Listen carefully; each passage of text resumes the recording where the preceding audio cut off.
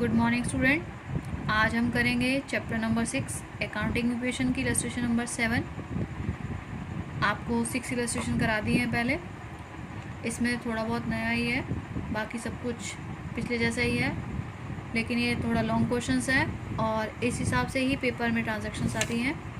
जैसे कहता है इस क्वेश्चन में, Manoj started business with cash 2,30,000, goods 1 lakh and building 2 lakh. यानी कि मनोज ने बिज़नेस स्टार्ट किया कितने से? कैश 2,30,000, स्टॉक यानी कि गुड्स 1 लाख और बिल्डिंग 2 लाख। यानी कि उसने कितना पैसा लगाया टोटल? 5,30,000। तो 5,30,000 हमारी क्या हो जाएगी? कैपिटल। ठीक है, ये थी हमारी फर्स्ट ट्रांजैक्शन। जो भी बिजनेस में सबसे पहले लगाया जाता है वो टोटल की टोटल हमारा क्या होता है? कैपिटल होता है। इसलिए इसका हमने टोटल कहाँ लिख दिया? कैपिटल में लिख दिया। नेक्स्ट है ही परचेज गुड्स फॉर कैश। उसने माल खरीदा कितने का? 50,000 का। 50,000 का माल खरीदा, 50,000 का माल बढ़ जाएगा और कैश हमारा क्या हो जाएगा? कम हो जाएगा। तो कैश हमारा 2,30,000 में से 50,000 कम होकर क्या हो जाएंगे? 1,80,000 और 50,000 जुड़ में उसमें जुड़ जाएगा तो कितना आ गया? 1.5 लाख। और यहाँ पर कितना हुआ? बिल्डिंग 2 लाख की 2 लाख, क्योंकि कुछ इंक्रीमेंट नहीं हुआ ना कोई डिक्रीज हुआ। और टोटल हमारा क्या रहेगा? सेम 5,30,000।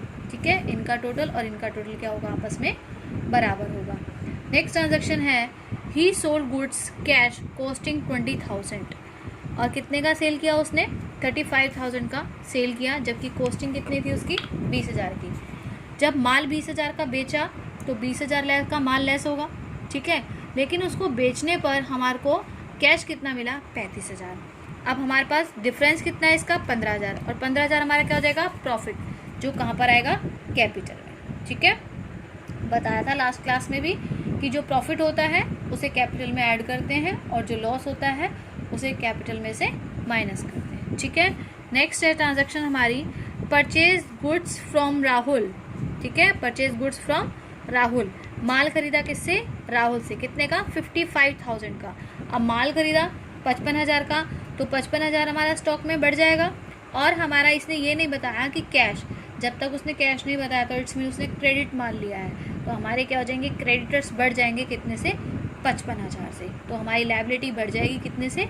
55,000 से। ठीक है, नेक्स्ट ट्रांजैक्शन है sold goods to Varun costing 52,000 for 60,000। यानी कि हमने माल बेचा कितने का? 60,000 का, और जिसकी कीमत कितनी थी? 52,000। तो अब हमारे को क्या हो गया? 8,000 का हमारे को क्या हो गया? प्रॉफिट। अब इसने ये नहीं बताया कि जो मैंने माल बेचा वो कैश या उधार। तो जब कुछ भी नहीं बोला तो क्या माना जाएगा इसको? उधार। तो हमारे डेटर बढ़ जाएंगे कितने से? 60,000 से। लेकिन माल कितने का था एक्चुअली में? वो 52,000 का। 8,000 हमारा क्या हो गया? प्रॉफिट, तो वो कैपिटल में जुड़ जाएगा। ठीक है, उसके बाद है paid cash to Rahul in full settlement 53,000। अभी हमने लास्ट ट्रांजेक्शन में पढ़ा था, डी ट्रांजेक्शन थी जिसमें हमने राहुल को कितने का माल बेचा था? खरीदा था उससे 55,000 का। अब हमने उसको पेमेंट कितने की कर रहे हैं? 53,000 की। बेटा जब हमें किसी को पैसे देने हो 55,000 और हम देंगे उसको 53,000, तो 2,000 का हमारे को क्या हो जाएगा? प्रॉफिट हो जाएगा। और हमारे क्रेडिटर्स जो हैं वो पूरे के पूरे कम हो जाएंगे।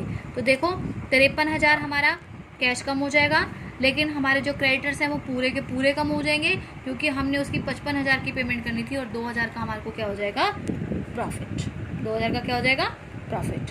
ठीक है, और अगर इसी तरीके से अगर 55,000 की बजाय 55,000 देने थे और हमें 56,000 रुपये देने पड़ते, 1,000 रुपये फालतू, तो वो हमारा लॉस हो जाता, वो यहाँ पर माइनस हो जाता। ठीक है, अगला है सैलरी पेड। सैलरी पेड की तो हमारा क्या हो जाएगा?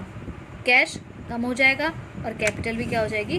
कम हो जाएगी। ठीक है, उसके बाद है received cash from Varun is 59,000। अब वो कह रहा है कि हमने वरुण से 59,000 लिए और हमने डेटर्स में कितने किए थे? 60,000। उसने हमें 60,000 रुपये देने थे, लेकिन उसने हमें कितने दिए हैं? 59,000।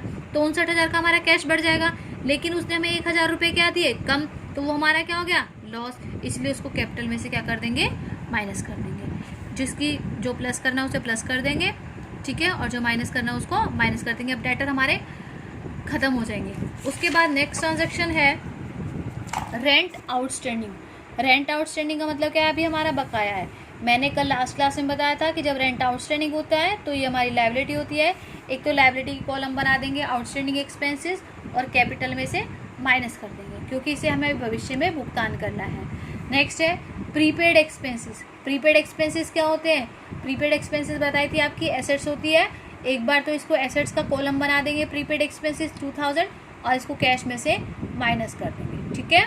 उसके बाद है कमीशन रिसीव 13,000। कमीशन रिसीव किया 13,000 का।